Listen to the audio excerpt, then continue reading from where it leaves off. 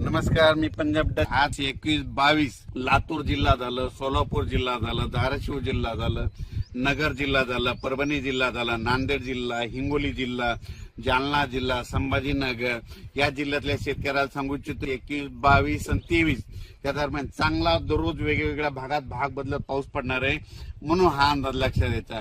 त्याच्यानंतर आपण परत विदर्भाकडे वळू.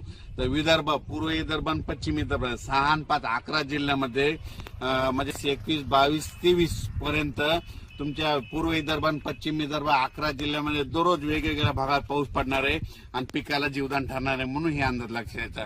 त्याच्यानंतर आपण काय करू, लगेच पश्चिम महाराष्ट्राकडे वळू.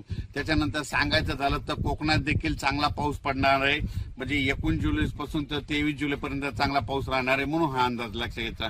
त्याच्यानंतर उत्तर महाराष्ट्राकडे देखील सरीव सरी येत राहणार, म्हणून हा अंदाज लक्षात घ्यायचा. पण राज्यात सांगायचं झालं तर नगर जिल्हा झालं, जळगाव जिल्हा झालं, नाशिक जिल्हा झालं, त्याच्यानंतर बुलढाणा जिल्हा झालं, बुलढाणा ह्या भागामध्ये म्हणजे 22, 23, 24 दरम्यान तिकडल्या भागामध्ये चांगला पाऊस येणार आहे, म्हणून हे अंदाज लक्षात घ्यायचा.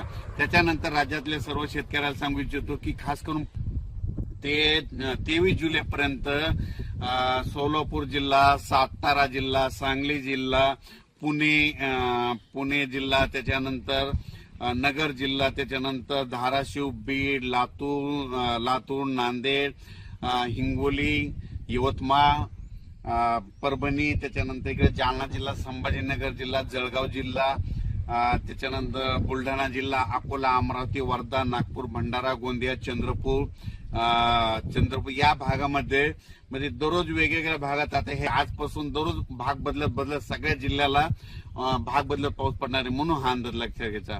पाऊस कसा पडणार आहे ते एक सांगतो. असा रिमझिम